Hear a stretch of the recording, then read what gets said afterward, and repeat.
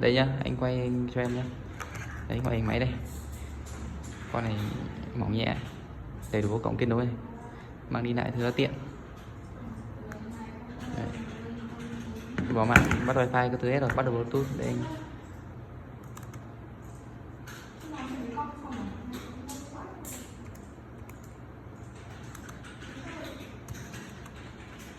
Máy nó rất nhanh luôn. Chào bạn, biết bạn luôn hết mình nên chẳng thể tránh những Đấy chị. Anh tua này. Đấy, nó rất nhanh, tua phát được luôn.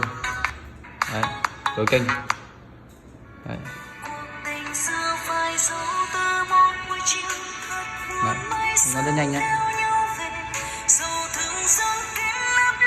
Tua không bị giật nát thôi. Đấy, đây. Tua. Đấy.